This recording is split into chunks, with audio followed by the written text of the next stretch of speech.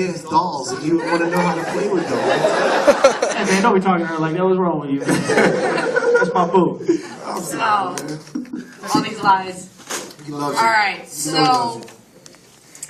who has a question? Who wants to be the first person to ask a question to Marlon concerning the movie? Right here in the front, JD? Where we at? Right here.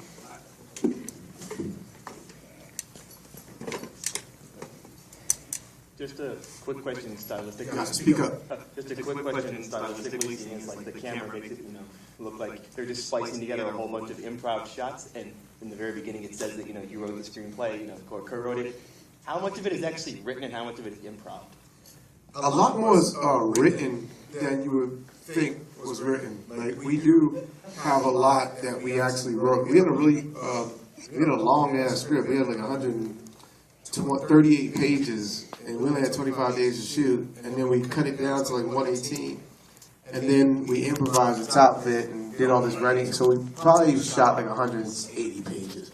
But with that said, we probably shot all that, threw some of it out, and I'd say about 30%, 25% of the movie is improv. I always encourage, especially when you got like Cedric the Entertainer in your movie, you got Essence Atkins, you got, you got Afion Crockett, you got Gabriel Iglesias. It's like you get those people in your movie, you let them improvise. Those guys, 20-year comedic vets.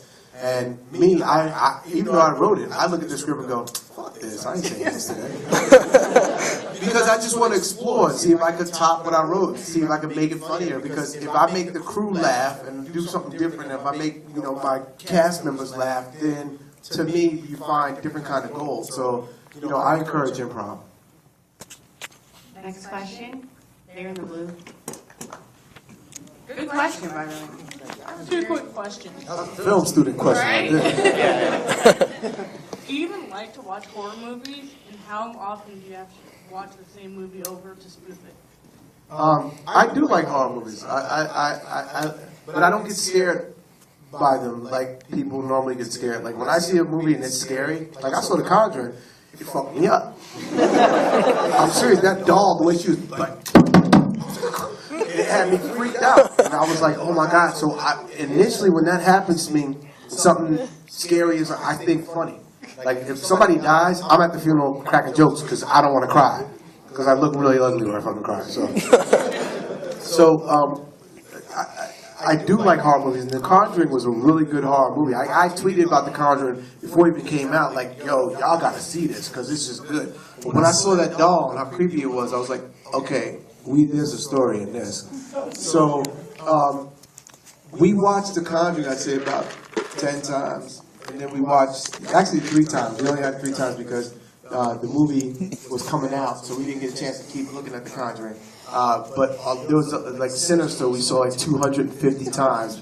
Possession, I saw like 100 times. You watch it over and over and over again until you put it on one time and you throw up. And then you go, I've seen this enough.